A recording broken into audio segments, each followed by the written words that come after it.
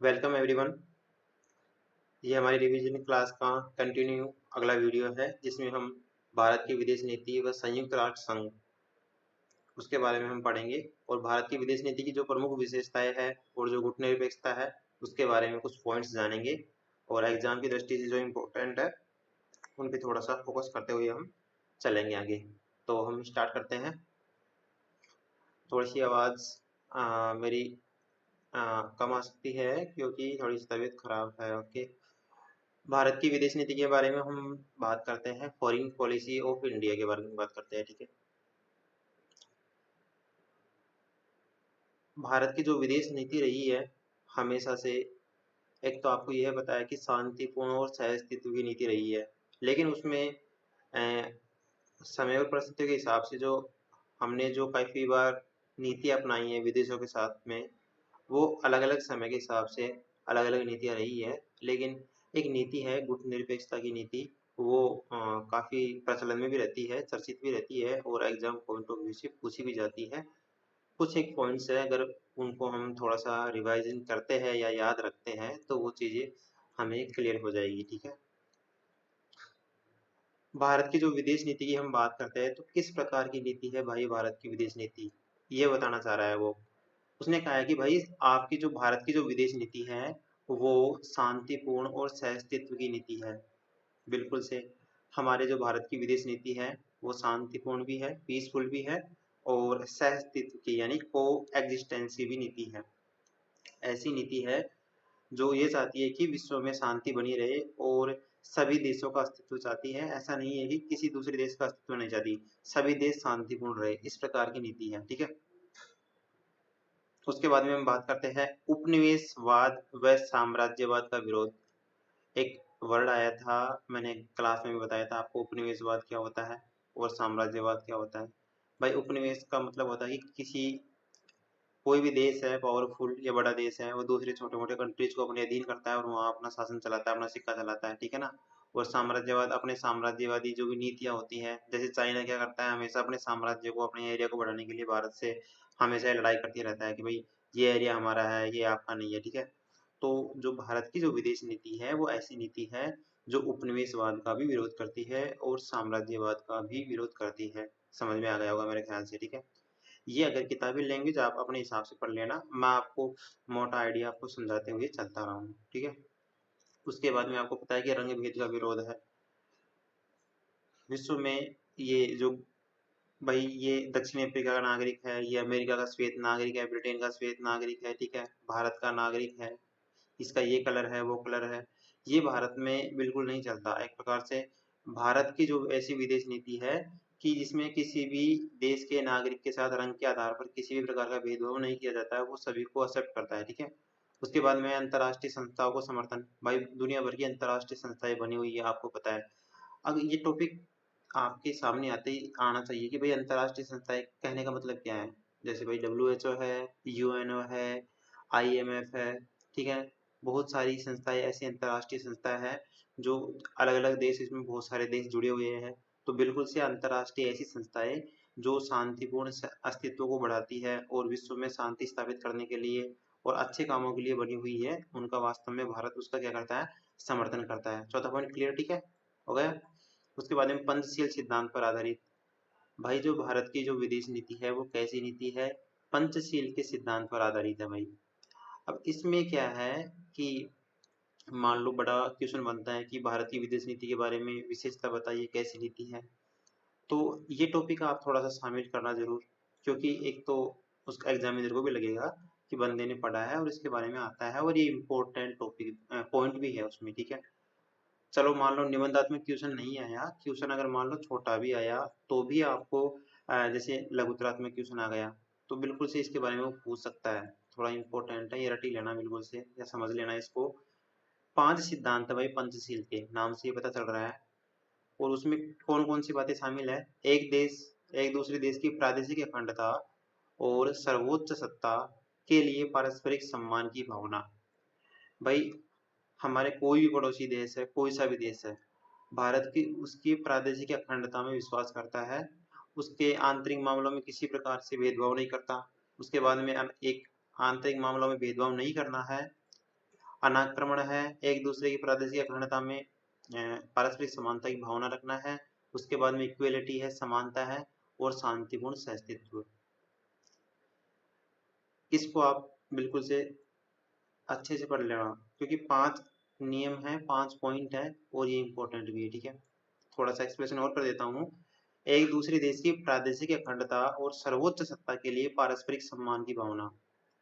कोई सा भी देश है, जैसे नेपाल है, नेपाल में सर्वोच्च सत्ता वहाँ का राष्ट्रपति है, प्रधानमंत्री जो भी है, उसके लिए सम्मान की भावना है, और उनका जो नियम है, नीति है, कानून है, संविधान है, उसके लिए सम्मान की भावना है। उसकी जो जो नेपाल जो प्रदेश है, उसकी अखंडता में विश्वास करता है भारत, यानी किसी भी प्रकार का उसमें हस्तक्षेप नहीं करता। उसके बाद में हम बात करते हैं अनाक्रमण की। ऐसा नहीं कि भाई भारत आगे से किसी देश के ऊपर आक्रमण करता है या उसको मिलाने के लिए। अनाक्रमण की नीति है, ना तो वो किसी के ऊपर आक्रमण करते, बिल्कुल से भी आक्रमण नहीं करता आगे से। एक दूसरे के आंतरिक मामलों में हस्तक्षेप न करना। आंतरिक मामलों से मतलब क्या है भाई? आंतरिक मामलों से मतलब है जैसे व्यापार है, कि भाई आप जो है किस चीज का व्यापार करेंगे, किस चीज का आयात करेंगे, क्या चीज खाएंगे, कौन सा धर्म मानेंगे, ये दुनिया भर के। और आप आपके इलेक्शन कैसे होंगे, ठीक है ना, आप कौन से कपड़े पहनेंगे, दुनिया भर के राजनीतिक, सामाजिक, धार्मिक और किसी भी प्रकार के आर्थिक जो भी आंतरिक मामले होते हैं, किसी भी देश के आंतरिक मामलों में भारत हस्तक्षेप नहीं करेगा। ये भारत की क्या है, नीति है। अब आप कहेंगे सर ये तो कोई सा भी देश नहीं करता ना। अरे भाई करते हैं। आर्थिक जो मामले होते हैं ना, आर्थिक नीतियां प्रभावित करने के लिए दूसरे देश क्या होते हैं, टैरिफ। आप नहीं जानते, इकोनॉमी में टैरिफ बाइंडिंग दुनिया भर की ये जो प्रोटोकॉल आते हैं वो लगाते हैं, और वो चाहते हैं कि किसी दूसरे देश का व्यापार प्रभावित हो, और आंतरिक मामलों में हस्तक्षेप करने की कोशिश भी करते हैं। उदाहरण के तौर पर जैसे हमारा आंतरिक मामला है कि जी भाई हम मिसाइल छोड़ेंगे, या फिर जैसे रॉकेट लॉन्च करेंगे, या फिर चांद पे कोई भी इंसान को भेजेंगे, या फिर हम परमाणु बम का मान लो परीक्षण करेंगे। तो भाई जो ये जो आंतरिक मामला है ना, अगर हम करेंगे तो बिल्कुल बिल्कुल से दूसरे देश नहीं होने देंगे, या तो वो जलेंगे या उसमें हस्तक्षेप करने लग जाएंगे। लेकिन भारत की ऐसी नीति नहीं है। भारत क्या करता है, उचित जो आंतरिक मामले होते हैं उसमें बिल्कुल से भी हस्तक्षेप नहीं करता है। ठीक है ना। उसके बाद में समानता। समानता से मतलब यह है कि भारत जो है सभी देशों के साथ समान व्यवहार करेगा। ऐसा नहीं है कि भाई नेपाल के साथ अलग व्यवहार कर रहा है, पाकिस्तान के साथ अलग व्यवहार कर रहा है, श्रीलंका के साथ अलग व्यवहार कर रहा है, भूटान के साथ अलग कर रहा है, और बांग्लादेश के साथ अलग कर रहा है। ऐसा नहीं है। भारत अमेरिका, जापान के साथ जैसा व्यवहार करता है वैसे ही पड़ोसी देशों के साथ करेगा। बिल्कुल समानता की भावना के साथ चलेगा। शांतिपूर्ण सहअस्तित्व का मतलब है कि भारत यह चाहता है कि शांति भी बनी रहे, और जो आस पड़ोस के देश है, विश्व के जितने भी देश है, उसमें सह अस्तित्व बना रहे, यानी को एग्जिस्टेंस। मैंने आपको बताया था ना भाई, ये चीज कहाँ से पता चली है मुझे? ये यहाँ से मुझे पता चली है। को एग्जिस्टेंस यानी सह अस्तित्व की नीति, पहला ही उसमें पता चल गया था। तो यहाँ से देखो, आपको पता होना चाहिए, चीज पढ़ रहे हो तो थोड़ा गौर से पढ़ो, ध्यान से पढ़ो। तो शांतिपूर्ण सह अस्तित्व यानी शांति के साथ सह अस्तित्व बना रहे, सभी देश आराम से और खुशीपूर्ण रहे, ऐसी नीति चाहता है भारत। ठीक है, ऐसी विदेश नीति है भारत की। उसके बाद में आता है गुट निरपेक्षता, जिसके बारे में हम इस पाठ में पढ़ रहे हैं। गुट निरपेक्षता, नॉन अलाइनमेंट, गुट निरपेक्षता की जो नीति है। ठीक है ना, समझते हैं भाई इसको भी, ये भी क्या है। गुट निरपेक्षता का मतलब, सीधा सा मतलब यह है, किसी भी गुट में शामिल नहीं होना। किसी भी गुट में शामिल नहीं होना। ठीक है। अब इस किताबी लैंग्वेज समझते हैं, और कोई नई चीज आएगी तो उसको हम समझते हैं। हमारी विदेश नीति का गुट निरपेक्षता के सिद्धांत से विशेष संबंध रहा है। गुट निरपेक्ष आंदोलन के प्रमुख भारत के नेहरू, युगोस्लोविया के टीटो और मिस्र के नासिर थे। ये अपने अपने देशों के प्रमुख थे भाई। जैसे भारत के नेहरू थे, और जो युगोस्लाविया जो देश है उसके टीटो थे, और उसके बाद में मिस्र जो देश है उसके नासिर थे। ये वहाँ के नेता थे, प्रमुख थे। गुट निरपेक्षता जो नीति है उससे क्या तात्पर्य है? अंतरराष्ट्रीय स्तर पर विश्व के किसी भी गुट के साथ द्विपक्षीय संबंधों के आधार पर। अच्छा, थोड़ा सा ब्लर हो रहा है ना, इसको हटाता हूं मैं।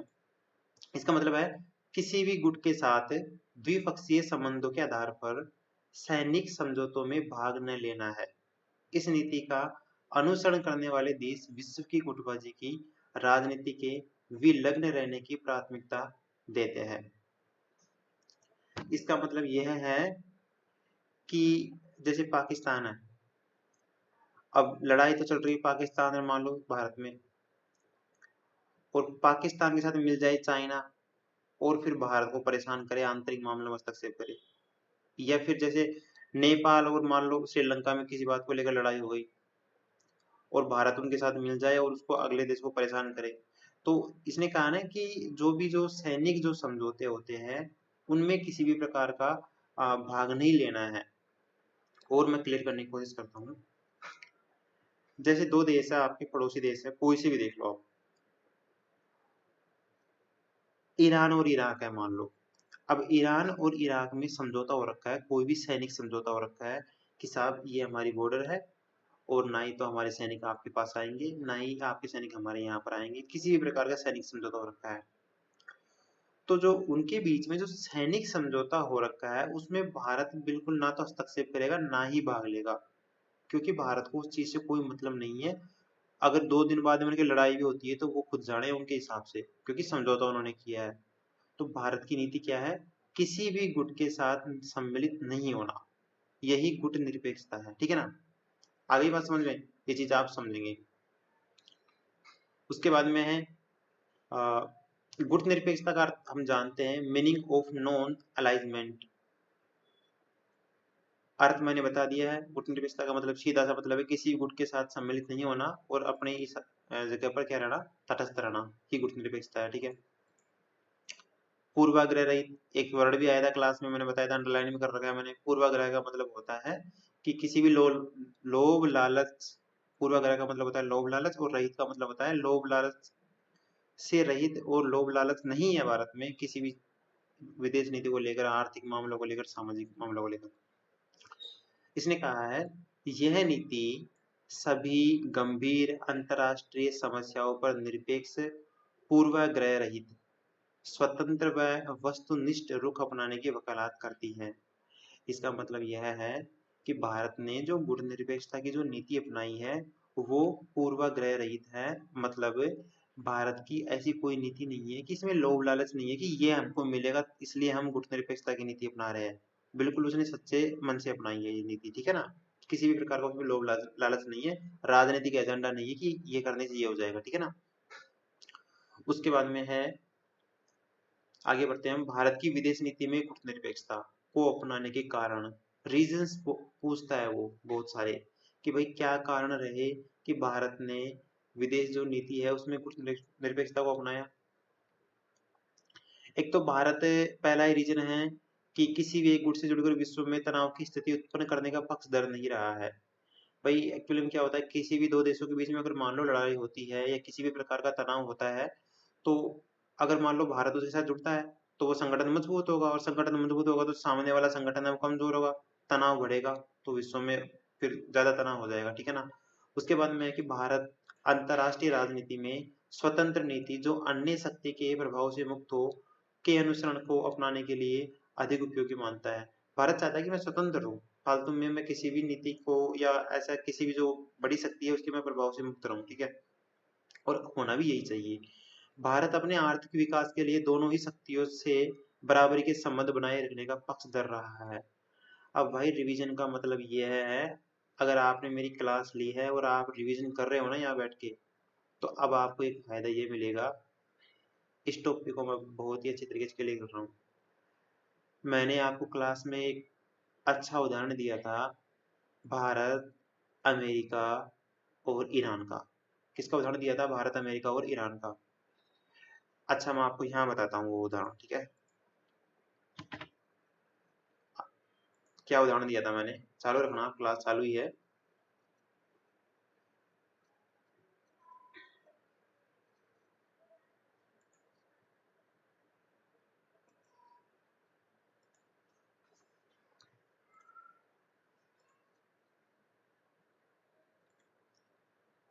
मैंने आपको एक उदाहरण दिया था, उसको मैं समझाता हूँ। मेरे को एक व्हाइट पेज चाहिए, कहाँ पर मिलेगा मेरे को व्हाइट पेज? इसमें है क्या? आगे देखता हूँ कोई जगह हाँ, यहाँ मैं समझा दूंगा उसको। मैंने आपको बताया था कि ये इंडिया है, यहाँ पर अमेरिका है, और यहाँ पर है ईरान। ये ईरान है, ये अमेरिका है, और ये यहाँ पर है इंडिया। तो मैंने एक उदाहरण दिया था कि भारत जो ईरान और जो अमेरिका के बीच में जो तनाव हो रहा है, तो उसमें भारत किसी प्रकार से शामिल नहीं हो रहा, ना ही किसी तरह से भाग ले रहा। भारत के लिए एक प्रकार से परेशानी हो सकती है। अब आपने कहा क्यों? मैंने उदाहरण दिया था ना क्लास में, भाई भारत ने चाबहार बंदरगाह बनाया है यहाँ पर, और अमेरिका के साथ सबसे बड़ा व्यापारिक साझेदार है भारत। तो अमेरिका के साथ संबंध बनाए तो ईरान नाराज होता है, और ईरान के साथ संबंध बनाए तो अमेरिका नाराज होता है। अगर मान लो ईरान के साथ भारत ने सोचा कि भाई चाबहार बंदरगाह से आयात निर्यात होता रहेगा हमारा, हम तो ईरान के साथ सम्मिलित हो जाते हैं लड़ाई में, तो अमेरिका भारत पर व्यापार प्रतिबंध लगा देगा, ना तो वो माल बेचेगा ना ही लेगा। भारत को आर्थिक नुकसान यहाँ हो जाएगा। और अमेरिका का मान लो साथ देता है, तो भारत यहाँ पर चाबहार बंदरगाह पर नियंत्रण कर लेगा या रोक लगा देगा मान लो, तो यहाँ आर्थिक नुकसान। तो मैं यही समझाना चाहता हूँ, आपको ये फायदा मिलेगा इस क्लास देखने से, चीजें रिवाइजन हो रही है, रिवाइंड हो रही है। उसने कहा है कि भारत अपने आर्थिक विकास के लिए दोनों ही शक्तियों से बराबरी के संबंध बनाए रखने का पक्ष धर रहा है। इसलिए भारत ने गुटनिरपेक्षता की नीति का पालन करते हुए किसी भी देश के साथ सम्मिलित नहीं होता है। उसके बाद में है अ, गुटनिरपेक्षता की नीति भारत की सामाजिक, सामरिक, भौगोलिक, राजनीतिक, आर्थिक व सांस्कृतिक मांगों की क्या थी? अनुरूप थी। अब कैसे अनुरूप थी भाई, इसको मैं और समझा देता हूँ आपको। सामरिक का मतलब होता है कि सुरक्षा से रिलेटेड। उसके बाद में है सामाजिक दृष्टि से, जैसे मान लो भारत में मुस्लिम लोग बाग भी रहते हैं, सिख भी रहते हैं, ईसाई भी रहते हैं। अब भाई, अभी एट द प्रेजेंट टाइम, अभी थोड़े दिनों पहले क्या हुआ था, आपने अखबार पढ़ा होगा तो, इजराइल और फिलिस्तीन में क्या है, अभी मिसाइल हमला हो गया था एक दूसरे को लेके। तो भारत ने क्या किया है, थोड़ी गुटनिरपेक्षता की नीति अपनाई है वहां पर। तो इजराइल के साथ भारत के अच्छे संबंध है, लेकिन वहाँ की यहाँ जो प्रमुख है भारत में, राजनयिक है, राजदूत है, उसने कहा है कि भारत के लोगों ने तो खूब समर्थन दिया है, लेकिन भारत की सरकार ने समर्थन नहीं दिया। अब वो इसलिए नहीं दिया भाई, भारत में क्या है, मुस्लिम लोग बाग रहते हैं। अब मान लो किसी भी मुस्लिम कंट्री का अगर मान लो समर्थन करे या नहीं करे, और दूसरे मुस्लिम कंट्रीज का समर्थन नहीं करे, तो यहाँ एक प्रकार से धार्मिक विद्वेष पैदा हो सकता था, लोग बाग असंतुष्ट हो सकते थे। तो भारत ने गुटनिरपेक्षता की नीति का हवाला देते हुए कहा कि भाई आपका मैटर है, आप सुन लो, ठीक है ना। वैसे ही सामाजिक दृष्टि से, वैसे ही सामरिक दृष्टि से और भौगोलिक दृष्टि से है, राजनीतिक, आर्थिक व सांस्कृतिक मांगों के अनुरूप थी, ठीक है ना। भारत के प्रारंभिक नेतृत्व की गुटनिरपेक्षता की नीति में अटूट श्रद्धा व विश्वास था। उसके बाद में है कि गुटनिरपेक्षता की नीति भारत की ऐतिहासिक पृष्ठभूमि व विविधतापूर्ण बहुलवादी संस्कृति की क्या थी? अनुकूल थी। बहुत सारी जो हमारी जो ऐसी संस्कृति है, या ऐसी हमारी जो पृष्ठभूमि रही है शुरू से ही, कि जिसमें विविधता से पूर्ण संस्कृति रही है, अलग अलग संस्कृतियों का निवास है, अलग अलग धर्मों का निवास है, ठीक है ना। तो उस हिसाब से हमें गुटनिरपेक्षता की नीति को अपनाना जरूरी हो गया था। हम किसी भी धर्म का या किसी भी संस्कृति का अगर पालन करते हैं, उसको बढ़ावा देते हैं, या किसी भी देश का समर्थन करते हैं, तो वहाँ धार्मिक विद्वेष भी पैदा हो सकता है और देश में थोड़ी अशांति हो सकती है। तो हमने शांतिपूर्ण सहअस्तित्व के लिए ही ये गुटनिरपेक्षता की नीति अपनाई है, यानी सही अपनाई थी, ठीक है। अब हम देखते हैं आगे, वर्तमान संदर्भ में गुटनिरपेक्षता आंदोलन की। अच्छा, मैंने जो आपको ये पढ़ाया है, ये वो इसमें पूछ सकता है, लघुतरात्मक क्वेश्चन में पूछ सकता है 5-4 लाइनों में, कि भाई क्या रीजन रहे हैं कि भारत ने जो गुटनिरपेक्षता की नीति है उसको अपनाया है, तो बताइए आप। तो आपको फिर वो यहाँ पर बताना होगा कि ये कुछ रीजंस रहे हैं, 4-5 लाइनें आपको वहाँ लिखनी होगी, इसमें पॉइंट बनाएगी, ठीक है। और बड़ा क्वेश्चन आता है तो उसमें आपको ये सम्मिलित करना ही है। उसके बाद में बोल रहा है कि वर्तमान संदर्भ में गुटनिरपेक्ष आंदोलन की प्रासंगिकता, relevance of non alignment movement in present context. भाई जो गुटनिरपेक्षता की नीति उस टाइम अपनाई नेहरू जी के टाइम पे, क्या वास्तव में आज भी वो नीति महत्वपूर्ण है? ये आप पढ़ेंगे आप स्वयं, और एनालाइज करेंगे इस चीजों को। क्लास में अच्छे से रिवाइंड किया है, करवाया था मैंने, ठीक है। उसके बाद में है आपका, और समझ में नहीं आएगा तो आप मुझे पूछ लेंगे, ठीक है ना। भारतीय विदेश नीति के नवीन आयाम, भाई मैं इसलिए छोड़ रहा हूँ, आप भी थोड़ा माइंड पे थोड़ा प्रेशर लगाओ, जोर लगाओ, ठीक है। उसके बाद में है गुटनिरपेक्षता और वर्तमान सरकार। वर्तमान सरकार और गुटनिरपेक्षता का मतलब यह है कि जो भारतीय जो वर्तमान सरकार है, जैसे मान लो उदाहरण के तौर पर मोदी सरकार है, तो वो गुटनिरपेक्षता की नीति पर कितनी चल रही है या क्या पालन कर रही है, या वास्तव में उससे गुटनिरपेक्षता की नीति काम आ रही है या नहीं आ रही है, ठीक है ना। तो उसके बारे में ये दे रखा है इसने, पढ़ते हैं इसको।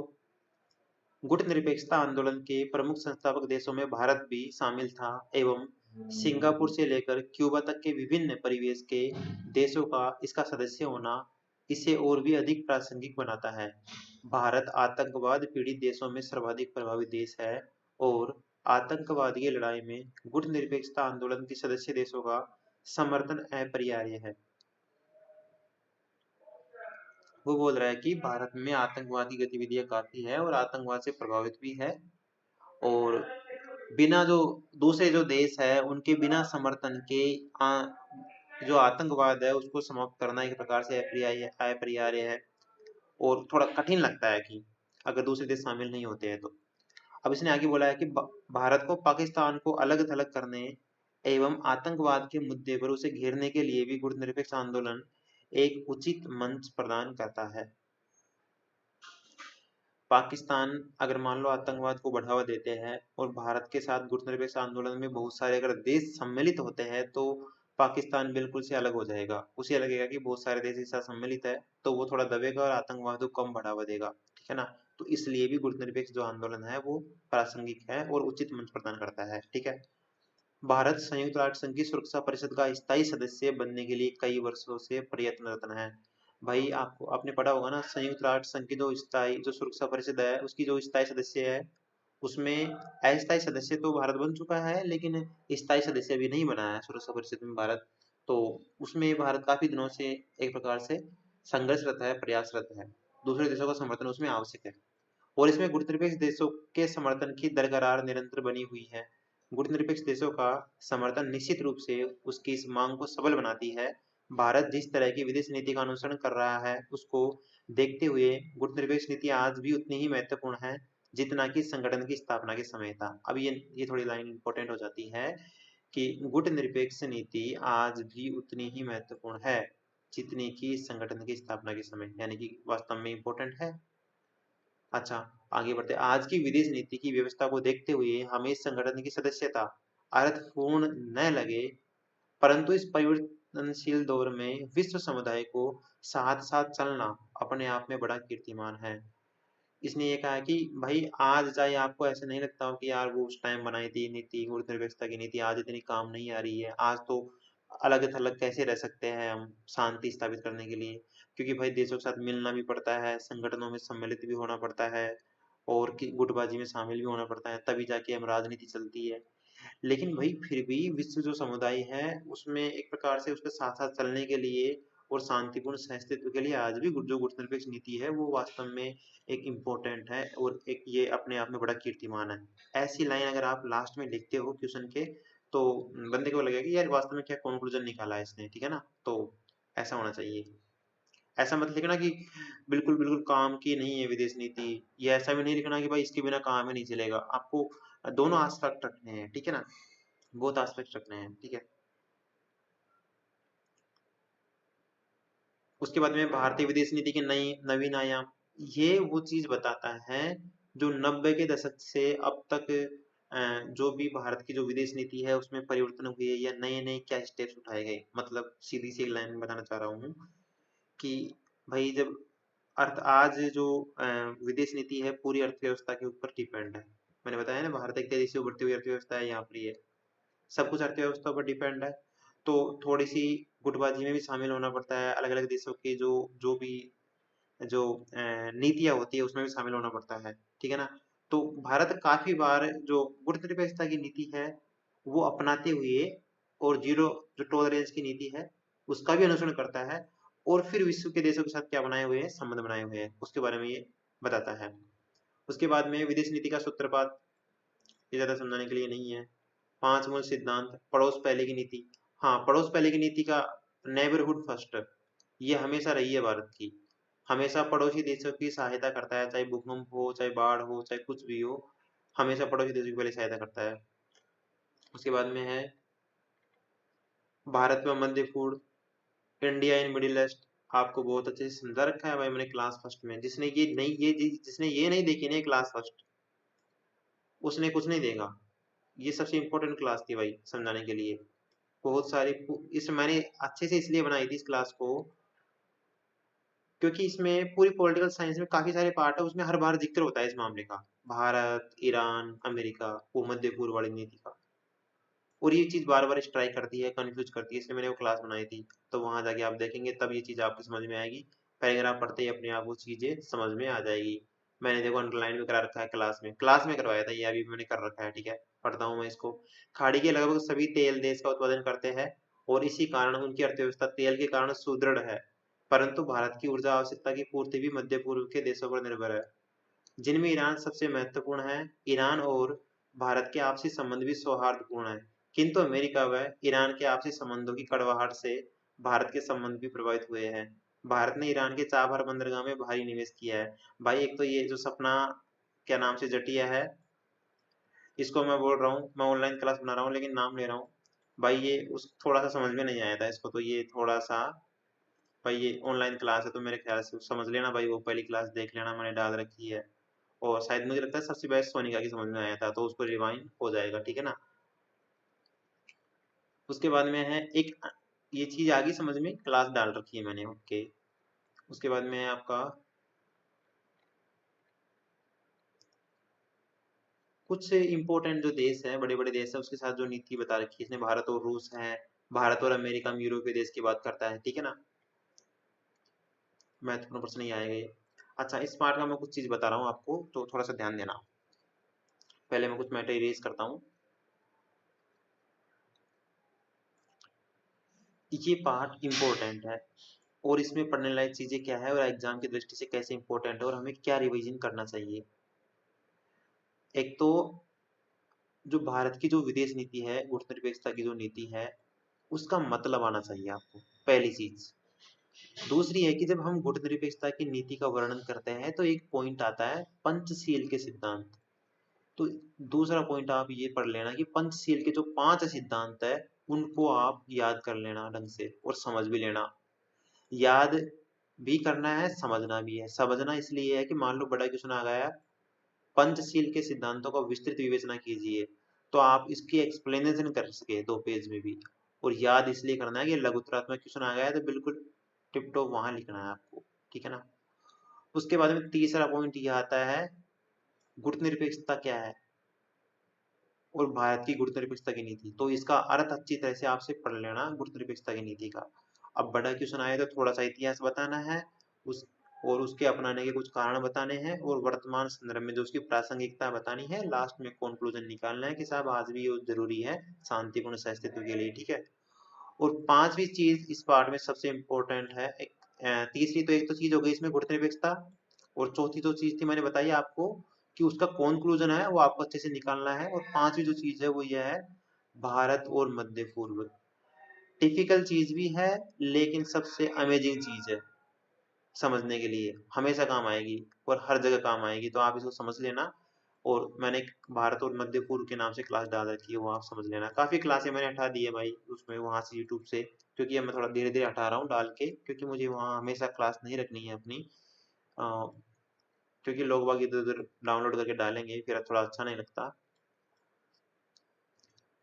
तो आप ये चीजें पांचों पॉइंट्स क्लियर करना और अच्छे से रिवीजन करो और अच्छे से पढ़ो, इंपॉर्टेंट पार्ट है, ठीक है ना। तो ये कुछ पार्ट है जहाँ से क्वेश्चन बनने की ज्यादा चांसेस है और आप अपना बेस्ट लिख पाओ, ठीक है। एक चीज है कि यहाँ कई बंदे सोच रहे होंगे यार पॉलिटिकल साइंस कितना पढ़े भाई, कॉन्फिडेंस तो आता है ना, एक सब्जेक्ट का ढंग से क्लियर है तो परसेंटेज बनाने में इंक्रीमेंट करेगा ना वो आपको। इंग्लिश भी पढ़ो, दूसरे सब्जेक्ट भी पढ़ो, ऑल सब्जेक्ट पढ़ने हैं आपको, ढंग से पढ़ने हैं।